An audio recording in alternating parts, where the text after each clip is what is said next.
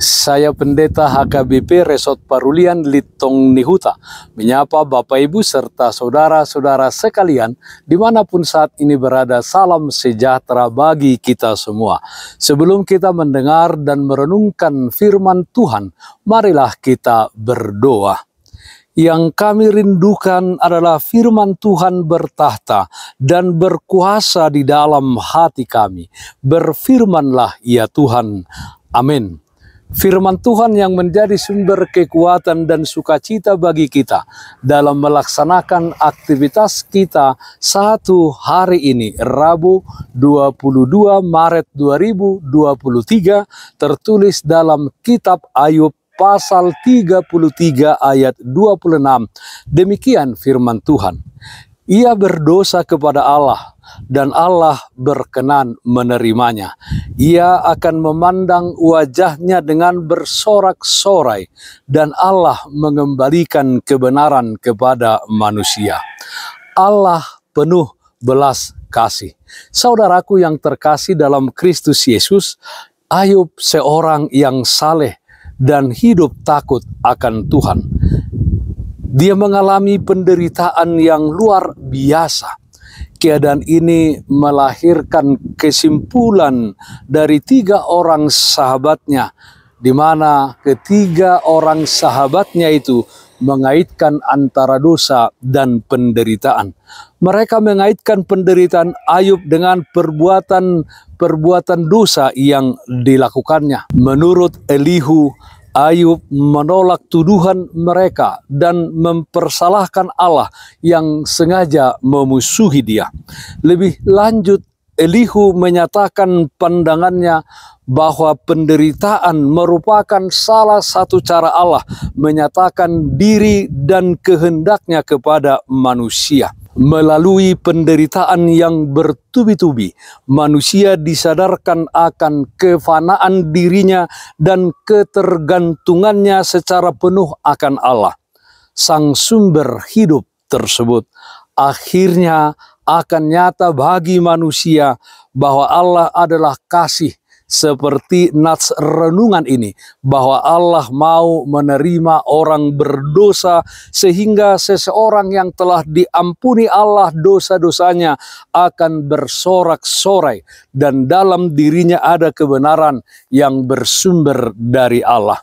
Saudaraku yang terkasih dalam Kristus Yesus, mungkin karena kejahatan dan dosa-dosa yang kita lakukan menyebabkan kita merasa tidak layak di hadapan Allah dan di hadapan sesama kita manusia. Ada perasaan bersalah yang luar biasa di dalam hidup kita. Mungkin juga kita sedang menghadapi tantangan dan hambatan dalam usaha dan kerja yang kita lakukan. Mungkin yang membuat kita putus asa dan kecewa. Datanglah kepada Allah. Dia akan menerima kita dan memberikan kita pengampunan, kekuatan, sukacita, dan kebahagiaan. Wajah Allah yang kita pandang, wajah yang penuh belas kasih, akan mendatangkan sorak-sorai bagi kita. Tuhan selalu ingin menolong kita, dan Dia suka memberkati dan membebaskan kita. Maka berserulah kepadanya. Ketika tangan yang kekal itu terulur, itulah yang memampukan kita untuk menghadapi persoalan hidup yang terjadi. Saudaraku yang terkasih dalam Kristus Yesus, percayalah kepada Allah yang penuh belas kasih. Dia menjadikan setiap pergumulan hidup yang kita alami, tantangan yang terjadi, dan hambatan yang kita hadapi menjadi alat bagi Dia untuk membuat kita menjadi manusia yang semakin kuat, semakin tegar, dan semakin tangguh. Manusia yang berkarakter tahan uji, yang mengasihi setiap orang dalam keadaan apapun yang terjadi kepadanya, dan senantiasa setia kepada Allah di dalam segala sesuatu. Allah penuh belas kasih. Amin. Mari kita nyanyikan Bukuende 543 ayat 3, bunyi bikas niholong. Buni bikas ni tondi pati urohaki manai tiau tu Yesus ki si tobus jolmai alayudu na huboto di tiop Yesus gomos tangaku tondiku do diramoti rodi haroronai.